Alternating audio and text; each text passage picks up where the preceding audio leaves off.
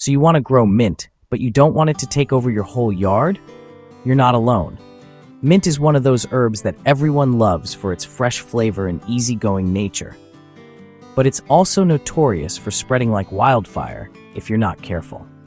Mint is delicious, but trust me, it's a bit of a bully in the garden bed. If you plant it directly in the ground, it'll send out runners and take over every inch it can find, crowding out your other plants before you know it.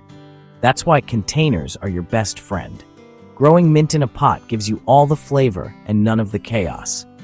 Plus, it's perfect for patios, balconies, or even a sunny windowsill. Let's talk about how to grow mint like a pro and what mistakes to avoid so your plant stays happy and healthy. First up, pick a pot. Doesn't have to be fancy or expensive.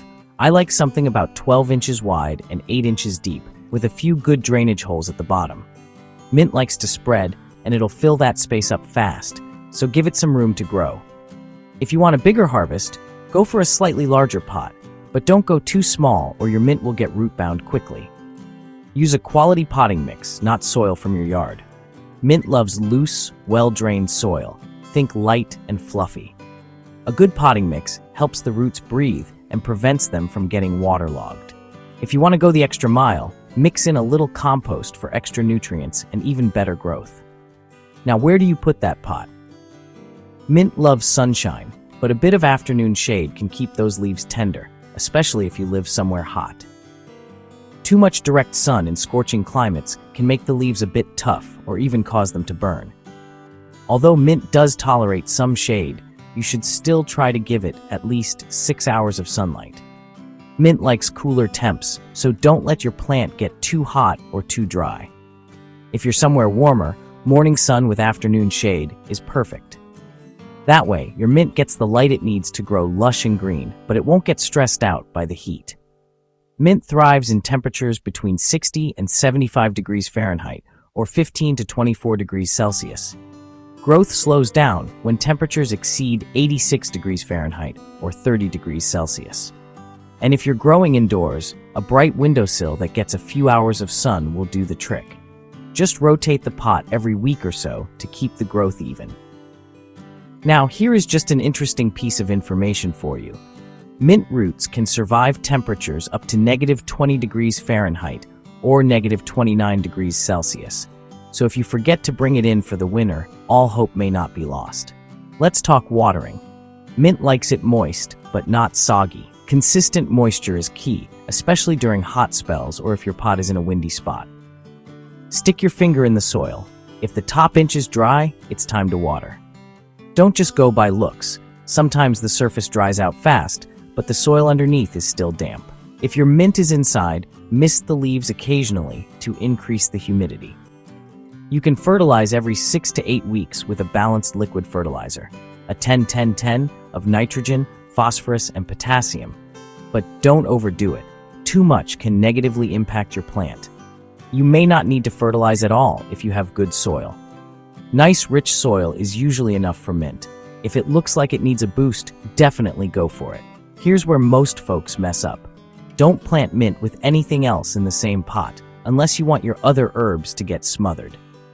Mint is a space hog and will quickly take over, leaving little room for your basil, parsley, or thyme. Mint has roots that'll muscle out just about anything.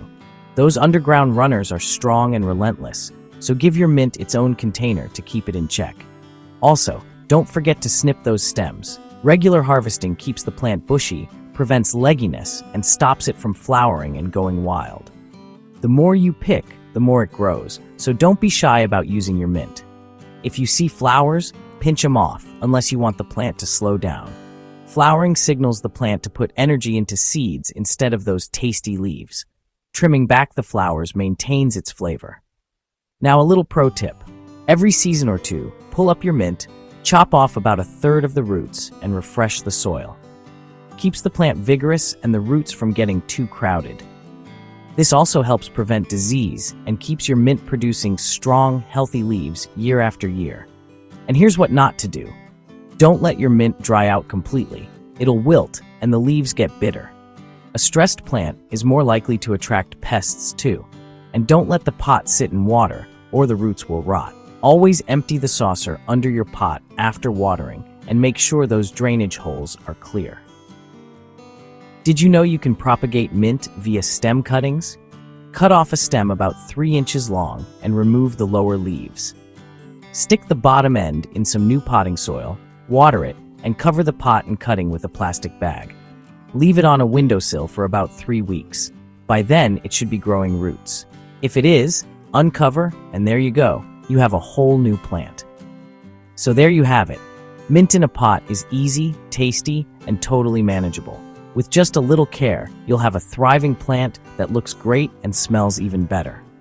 It is a great companion plant for most things as it helps deter pest insects.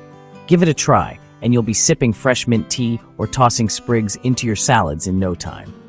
You can even use it for homemade mojitos, desserts, or as a garnish for your favorite dishes. Thanks for watching. Please like and subscribe to help me out and leave a comment. I appreciate it so much. Good luck and happy gardening. May your mint be lush, your drinks refreshing, and your garden full of flavor.